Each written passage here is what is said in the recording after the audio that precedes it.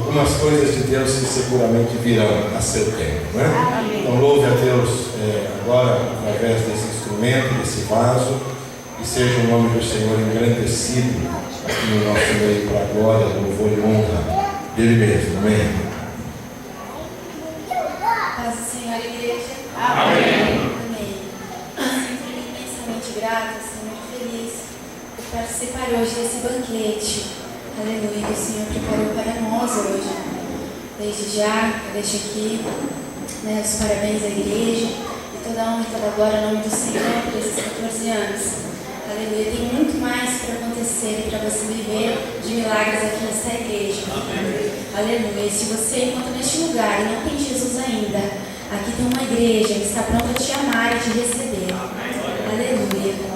Oh Senhor, porque Ele é perfeito, ainda que nós não entendamos nada e nem precisamos mesmo de todas as respostas, mas como foi dito aqui, Ele permanece fiel.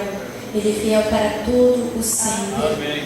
Aleluia. Este louvor fala sobre quando o povo do Senhor estava cativo e junto aos rios da Babilônia, eles se lamentavam e choravam porque eles estavam longe da sua terra, da sua pátria, e os opressores, aqueles que os levaram cativo, perguntavam: vocês não cantam? Por que vocês não entoam um louvor então?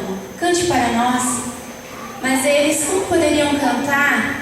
Como poderiam louvar ao Senhor se estavam em terra estranha? Se estavam sendo oprimidos? Então eles penduraram as suas harpas, os seus instrumentos em um salgueiro. E ali muitos sonhos poderiam estar mortos. Aleluia, mas o Senhor, Ele ressuscita sonhos. Você crê, querido? Glória a Deus. Aleluia, como posso esquecer de Jerusalém? Aleluia, se eu esquecer de Jerusalém, o meu lado direito, destro, se esqueça da sua destreza, e que a minha língua se apegue ao paladar se eu esquecer de ti, Jerusalém.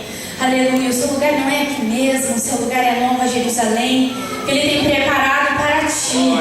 Aleluia, e se você